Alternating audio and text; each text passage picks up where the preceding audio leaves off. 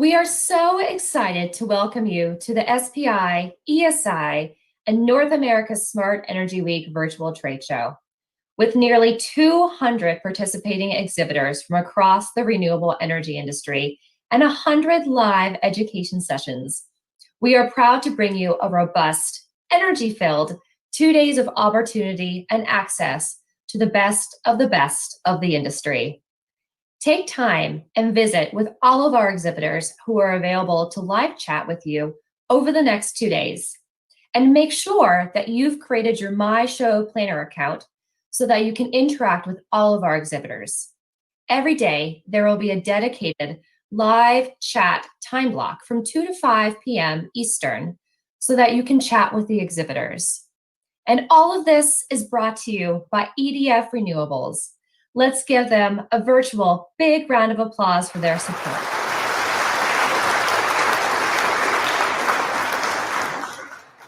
Now, we would like to recognize each of our sponsors for their support not only for SPI, ESI, and North America Smart Energy Week, but also their support to the industry. They truly contribute to the quality and success of this event. With that, our one and only highest sponsor at the megawatt level, SolarEdge. Also, be sure to check out and explore SolarEdge's interactive 360 virtual booth experience. You can easily access it from their virtual trade show booth, as well as here on the homepage of the virtual trade show. We'd also like to recognize our kilowatt level sponsors, Doosan Grid Tech, LG, EDF Renewables, Black & Veatch, and Jinko Solar. And for our watt sponsors, Baysfield, Eaton, Block Energy. Our premier sponsors, Enerbank USA, Nearmap, and Veritone. And for our supporting level sponsor, Solar Ranch Development Company. We are lucky to have some of the best-in-class industry partners any organization could ask for. We'd like to give special recognition to the California Fuel Cell Partnership, the eMERGE Alliance, Forth, and Solar Energy International, whose continued partnership has ensured we provide industry-leading content across the entire renewable energy landscape. Our industry partners play a key role in the success of SPI, ESI, and North America Smart Energy Week, and support our efforts to bring renewable energy industry professionals together to open the conversation about what is impacting the industry, best practices, and more. Now, stay tuned and watch this short instructional video that will walk you through how to create your My Show Planner and successfully navigate our virtual trade show so that you can see exhibitor demonstrations, access collateral, and even live chat through the virtual business cards that have been added by each exhibitor.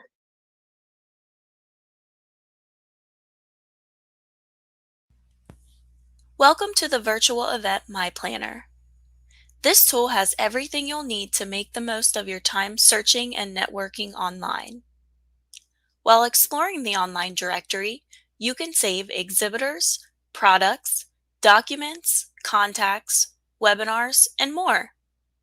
With a My Planner account, you can access exclusive content only available to My Planner users to make the most of your event experience.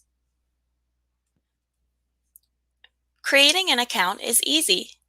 Simply click the Create Your My Planner option and complete the registration form.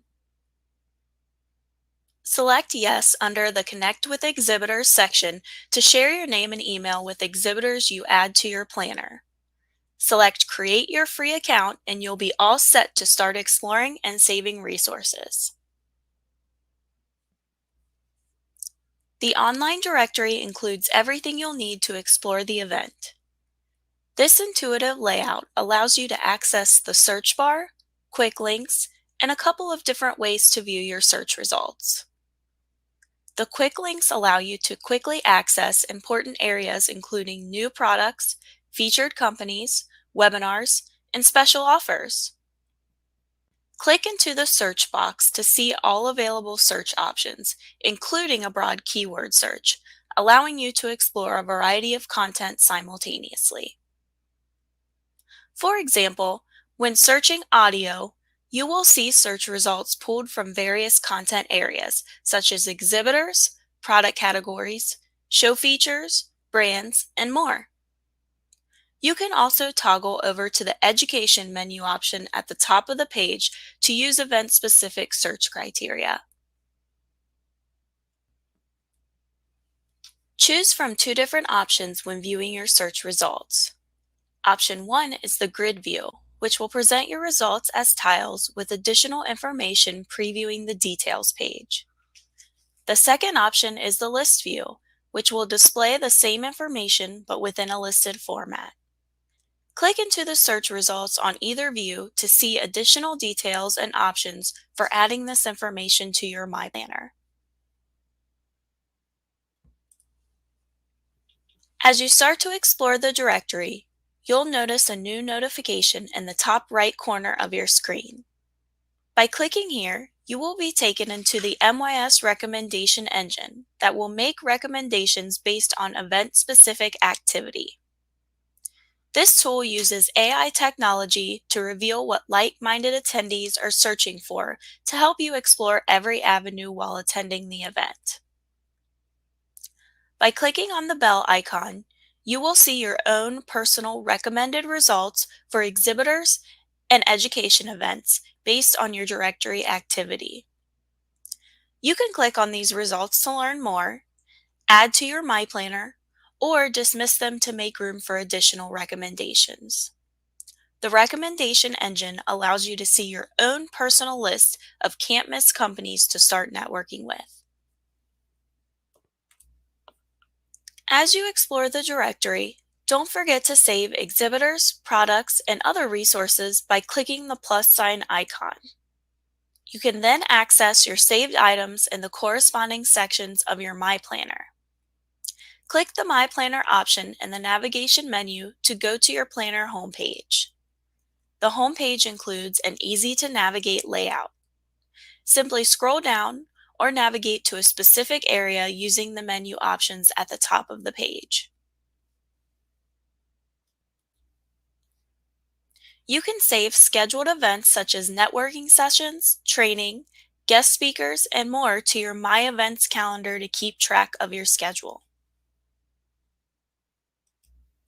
Within the Exhibitors section, you can see your saved exhibitors, mark who you have spoken with, and take notes all in one place.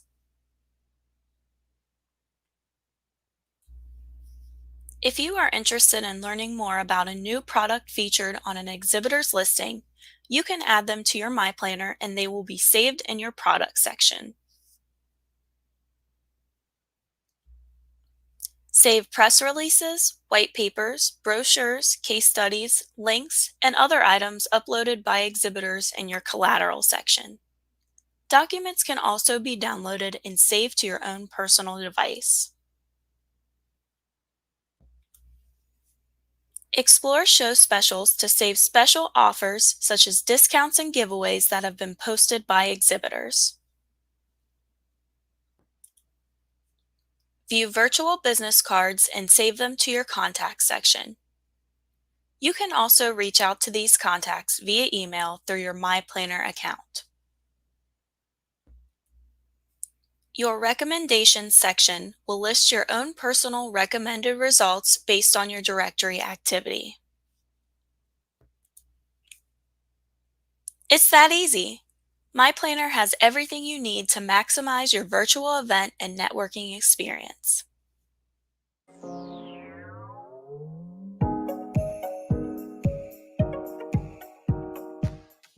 The MYS chat is a way for attendees to connect with exhibitors in real time. My Show Planner users can easily engage with exhibitor contacts through the one-to-one chat function available through an exhibitor listing or through the new chat interface within the Planner dashboard. This feature is available to all My Show Planner users with just a few easy steps. Both attendees and exhibitors must first create a Planner account, verify their email, and enable the chat feature in their profile settings to send and receive messages. Using this tool is easy. Simply log into the planner and click the My Chat button. Here, attendees can view their saved contacts along with a full list of all contacts. Any exhibitor who has the green tag labeled Available is currently available for a live chat. To start a chat, attendees can simply click the chat button to the right of the contact's name. They can also start a conversation by clicking the chat button next to the online contact information on the exhibitor's details page. If a contact is not available for a live chat, attendees have the option to reach out by email directly. The contacts listed on the exhibitor details page are based on the information entered in the online contacts section of the exhibitor dashboard. Exhibitor contacts will see any messages they have received when they select the My Chat button. They can network with attendees and see their chat history indefinitely to revisit information when they follow up with leads. If attendees or exhibitors navigate to another part of the online directory, they will receive an alert at the top of the page when they have an unread message. They can click the banner to navigate back to the chat area or close to view unread messages at a later time.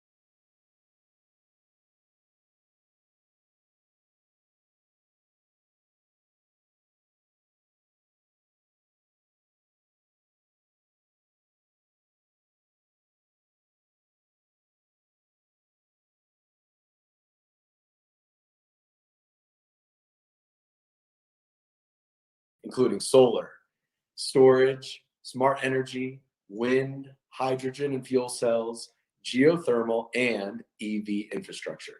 Thank you for joining us from your home office. I'm Jared Leader, Manager of Industry Strategy at Smart Electric Power Lines. And I'm Brian Patterson, Chairman of the eMerge Alliance. Jared and I will be your Smart Energy Microgrid Track Ambassador hosts for the next 2 days.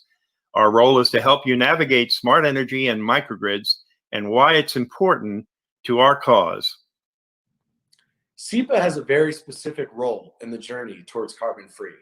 Our mission is to facilitate the electric power industry's smart transition to a clean and modern energy future through education, research, standards, and collaboration. Emphasis on smart. SEPA works with our members and clients to identify solutions that are affordable, secure, reliable, sustainable, and resilient. Microgrids present a unique opportunity to accomplish two of these goals at once, providing clean and resilient power for individual customers, the community, and the larger system as a whole.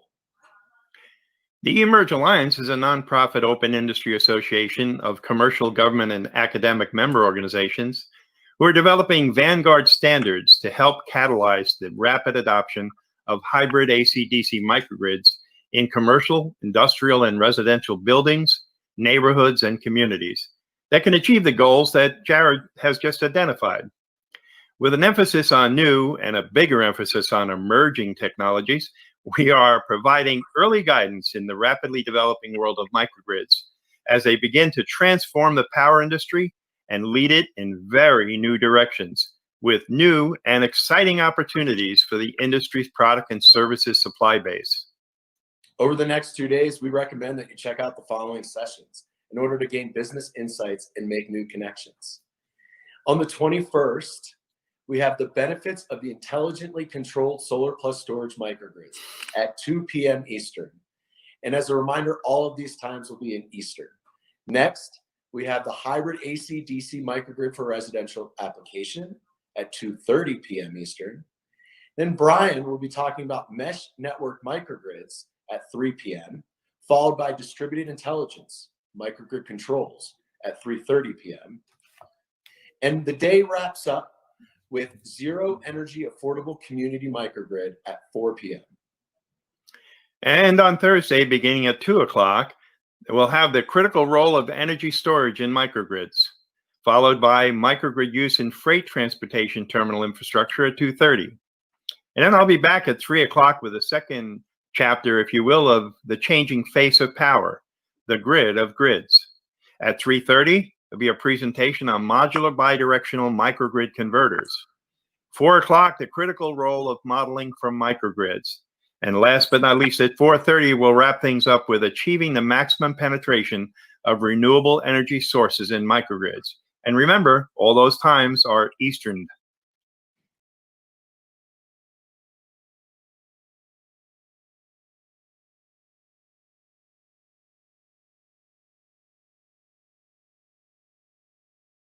And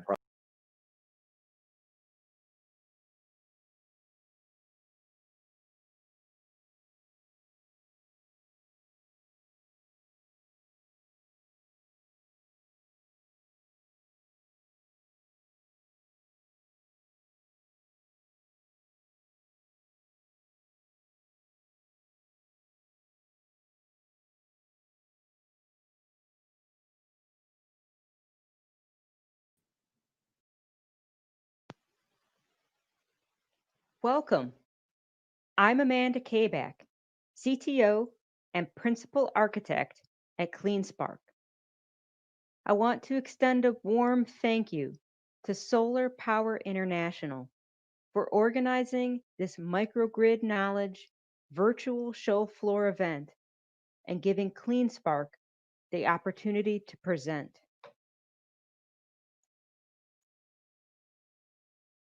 As CleanSpark CTO, I use my experience in cloud-native industrial IoT solutions to craft software that optimally models and intelligently operates electric microgrids. Before we start in about solar and storage and intelligent control, let's make sure we're all talking about the same thing. What is a microgrid? Sometimes it seems that they're one of those chameleon-like things where all you can say is, you know it when you see it. Microgrids have been called snowflakes because there's so much variation in different installations that no two are alike. But if forced to put a dictionary definition on them, I would say that microgrids are pockets of distributed energy generation. Well, what does that mean? It means that you have a set of resources, solar panels or turbines or natural gas generators, paired with energy storage systems that produce power to either supplement or replace power traditionally supplied by the utility grid. That's still kind of open-ended, right? set of resources, supplement or replace. What does that really mean? It means that in a facility with a microgrid, at least some of the power at your outlet is being produced right on site. Within that umbrella definition, you can be grid connected or islanded. You can have solar and a battery, or multiple batteries and a diesel generator. You can participate in over-the-meter markets or not be allowed to export to the grid at all. Now that snowflake assertion makes total sense. So why does anyone care about distributed energy generation? For years and years, we were all happy to just hook up to the utility and go, unless we were such a giant facility that having our own power plant made sense. What's changed? First, there are benefits to having distributed instead of centralized generation. Centralized generation relies on transmission lines. While transmitting high voltage power across long distances is relatively efficient, those transmission lines can be a problem. Anyone out in California knows that PG&E transmission lines have been linked to several different wildfires, which has led that utility to shut down the grid during particularly fire-prone days, causing widespread outages.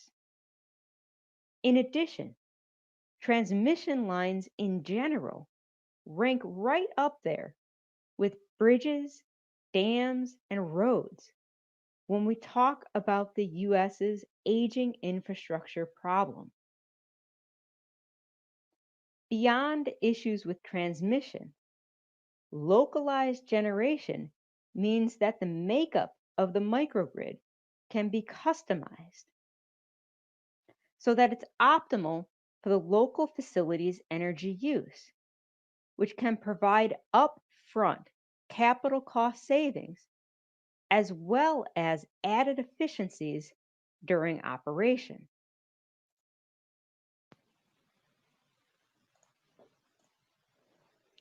Okay, now that we're all in agreement about the what and why of microgrids, let's talk about those resources microgrids are made up of.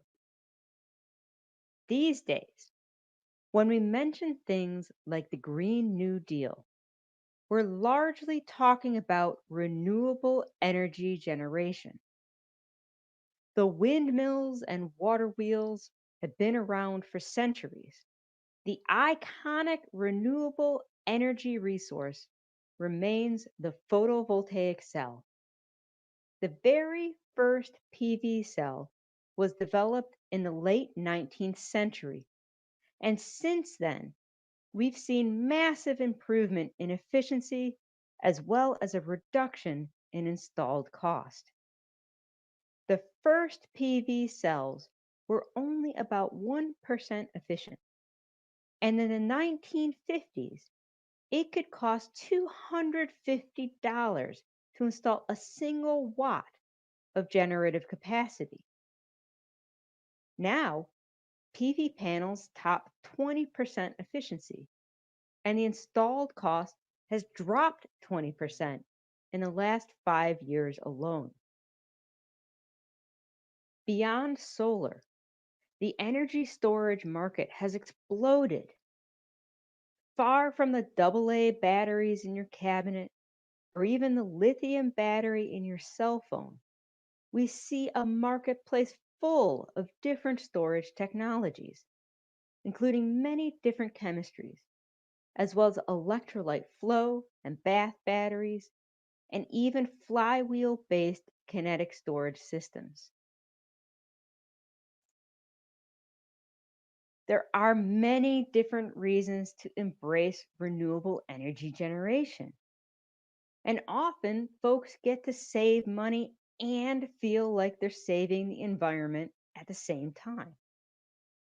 Even my parents in Chicago, where let's face it, you don't get that much sun in the winter, recently installed solar panels on their home. The combination of financial incentives, rising energy rates, and decreasing cost of solar has led to significant renewable penetration in the market, which has created challenges for utilities. They are caught between the rock of pressure from the government and other regulatory bodies to participate in incentive programs to further increase renewable penetration, and the hard place of actually operating their grid effectively in the face of fluctuating renewable generation, effectively interconnecting with residential rooftop PV, potentially curtailing a large amount of generation at times, and so on. And their day-to-day problems don't stop there. Consider the duck curve, which is what the industry calls the typical load curve that they need to satisfy every day. Even just 8 years ago, the curve showed an almost level demand through the meat of the day until a rise in demand in the late afternoon and early evening. Since then, the penetration of renewables has totally upended it. Forget a duck, it's starting to look more like a chicken. Well, utilities have responded to the evolution of this duck curve in a pretty predictable way by changing the timing of their peak rates to coincide with the timing of the peak demand. I mean, a utility's got to eat, right? The result of this shifting of the peak time of use is that solar-only installations suddenly provide less value because their production is waning at the time of day when prices increase. In addition, any excess energy they export to the grid in the middle of the day is credited at a lower non-peak rate. In order to avoid the highest demand charges a utility will levy, facilities must find a way to shift their load profile to avoid the evening peak consumption. Okay, so you got caught up in the solar boom, installed panels, and now you're seeing your savings evaporate into utilities' pockets. Times have changed, and you need to change along with them.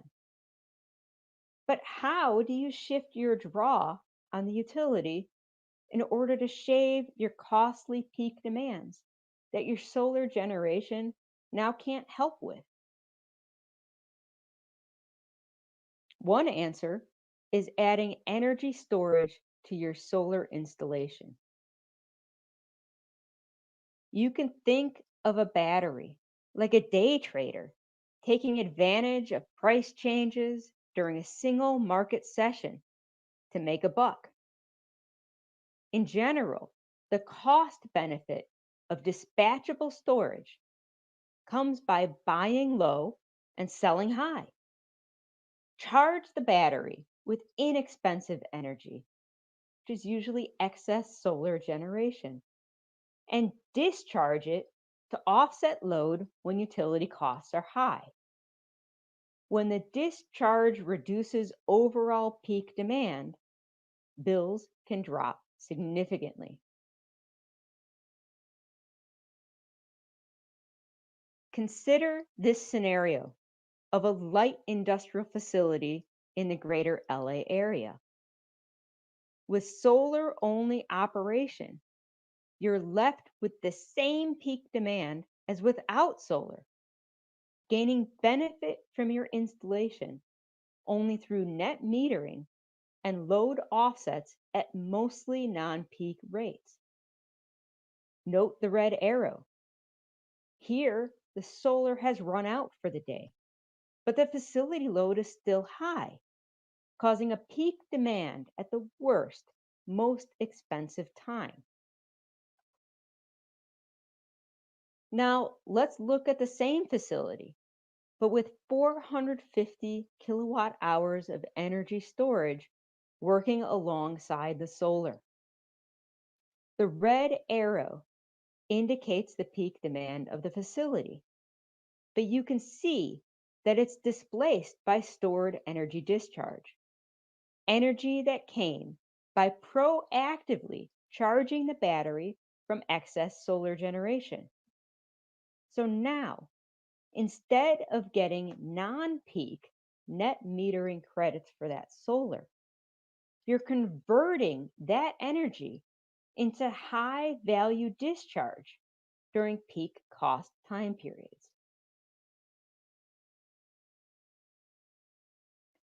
Costs for storage continue to decrease, and installing storage into microgrids has become heavily incentivized by different state and federal government programs, reducing upfront capital cost. For the same industrial facility we just talked about, over a year's operation, the benefit of combining solar and storage becomes clear. Now, let me throw some numbers at you.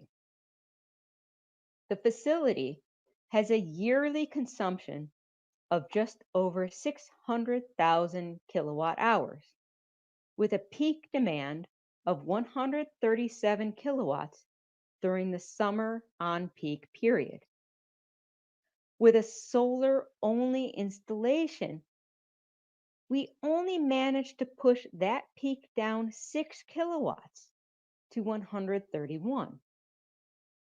But when we add storage, we can reduce on-peak demand down to 69 kilowatts, and additionally trim off-peak demand 30 kilowatts more. First year utility bill savings go from 41% with solar only to 60% with storage. Those savings reduce payback on the project from almost 8 years down to just 6.5.